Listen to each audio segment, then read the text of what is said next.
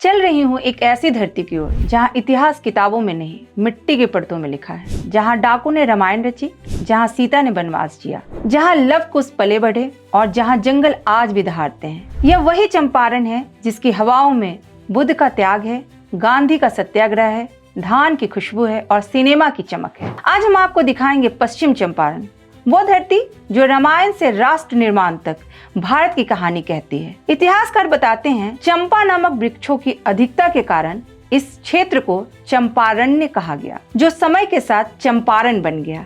यह क्षेत्र प्राचीन काल से वन, तपस्या और कृषि तीनों का संगम रहा, जहाँ रामायण लिखी गई, जंगल सांस लेते हैं और भारत बोलता है, जहाँ भगवान राम के पुत्र लव कुश पले बढ़े, जहाँ एक डाकू ने दुनिया का सबसे पवित्र ग्रंथ लिखा, जहाँ जंगल आज भी दहाड़ते हैं और मिट्टी आज भी इतिहास बोलती है। नमस्कार, मैं हूँ अपराजिता सरन और आप देख रहे हैं न्यूज जी का स्पेशल शो। और आप लोगों की गुजारिश पर एक बार फिर ले चलती हूँ बिहार के पश्चिम चंपारण जिले में। यह सिर्फ एक जिला नहीं, यह भारत की आत्मा का पता है। वाल्मीकि नगर रामायण की जन्मभूमि है। कहा जाता है यही उस व्यक्ति ने रामायण लिखी जिसे दुनिया पहले डाकू रत्नाकर के नाम से जानती थी। एक डाकू जो तपस्या में डूबा और बन गया महर्षि वाल्मीकि। यही आश्रम था जहां सीता माता ने शरण ली और यही लव और कुश ने धनुष उठाना सीखा और यही रामायण ने शब्द पाए। यह भूमि बताती है कि परिवर्तन भारत की सबसे बड़ी ताकत है। सीता की धरती, धान की खुशबू। चंपारण सिर्फ जंगल नहीं, यह धान की धरती है। यहाँ की मिट्टी में चावल नहीं, संस्कृति उगती है। कहावत है चंपारण के लोग हंसेला, जहाँ भात पूछे न कोआ। भारत की चनपटिया का चावल मतलब यहाँ अतिथि से हाल नहीं पूछा जाता है, पहले थाली परोसी जाती है। यह सिर्फ खाना नहीं, यह सभ्यता है। अब आइए वाल्मीकि टाइगर रिजर्व। यह बिहार का एकमात्र टाइगर रिजर्व नहीं, यह भारत की आखिरी जंगली सांसों में से एक है। यहाँ बाघ है, चीतल है, घने साल के जंगल हैं। मदनपुर जंगल के बारे में पूछिए स्थानीय लोगों से तो हर पेड़ की एक कहानी वहाँ मिलेगी। कभी यह जंगल शिकारियों का रास्ता था, कभी साधुओं की तपोभूमि। आज भी कहा जाता है कि यह जंगल नेपाल की तराई से चंपारण के दिल तक एक हरित गलियारा बनाता है। इतना ही नहीं, बाघ से दौनी करने की भी परंपरा रही है। अब सोचिए, इतनी कहानियों वाली धरती से सिनेमा कैसे दूर रह सकता था।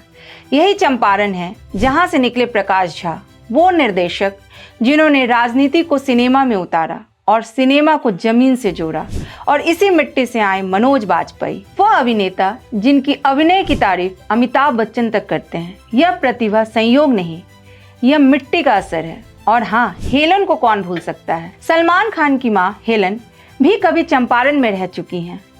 सीमा पर बसा यह क्षेत्र नेपाल से सांस साझा करता है, संस्कृतियों को मिलाता है। यहाँ गोपाल सिंह नेपाली जैसे साहित्यकार रहे हैं जिनकी कविताओं में पहाड़, प्रेम और पीड़ा तीनों मिलते हैं। तो चंपारण क्या है? चंपारण रामायण की स्याही है, सीता की सहनशीलता है, लवकुश का साहस है। यह जंगल की दहाड़ है, धान की खुशबू है और कैमरे के पीछे की सच्चाई है। यह वह धरती है जो खुद कभी चिल्लाती नहीं, लेकिन जो इसे सुन लेता है वो भारत को समझ लेता है। अब फिर बात चंपारण से राष्ट्र निर्माण तक। उत्तर में सोमेश्वर की पहाड़ी, दक्षिण में गंडक की जलधारा, पूरब में बागमती और पश्चिम में त्रिवेणी की पावन भूमि। माघ मास में जब त्रिवेणी पर मेला सजता है तो चंपारण के लोग आज भी उसी उल्लास से हंसते गाते हैं जैसे सदियों से करते आए हैं। हिमालय की तराई में बसा एक ऐतिहासिक जिला का नाम है गोवर्धना के घने जंगलों के पार बिहार की सबसे ऊंची चोटी सोमेश्वर। दोन से घिरा यह इलाका गंगा के समान पवित्र, सप्त गंडकी समेत 40 से अधिक नदियों की कलकल छल छल ध्वनि से सदैव गूंजता रहता है। उर्वर मैदान, सघन वन, झीलों की श्रृंखला और पुरातात्विक विशेषताओं से भरी यह धरती भारत की अमूल धरोहर है। इसलिए जब भी जहाँ भी रामायण की चर्चा होगी, वाल्मीकि और चंपारण का नाम अनिवार्य रूप से लिया जाएगा। हरहर नदी की तलहटी में बसा यह नगर ऐतिहासिक, सांस्कृतिक और प्रशासनिक दृष्टि से अत्यंत महत्वपूर्ण है।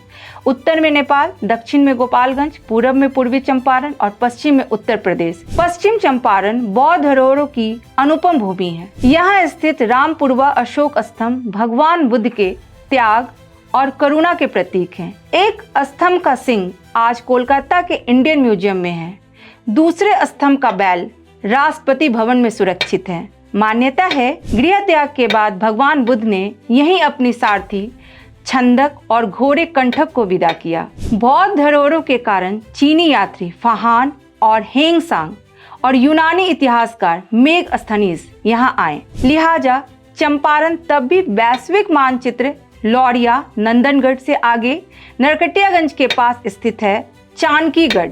मान्यता है यह राजा जनक का किला था। कुछ विद्वान इसे नंद वंश और चाणक्य काल से जोड़ते हैं। अब तक ASI की खुदाई न होने से यह स्थल इतिहास का अनसुलझा रहस्य बना हुआ है। 1917 में महात्मा गांधी चंपारण के वितरवा से सत्याग्रह शुरू किया। सिर्फ आंदोलन की धरती नहीं, आधुनिक सामाजिक इतिहास का भी हिस्सा है। तो पश्चिम चंपारण क्या है?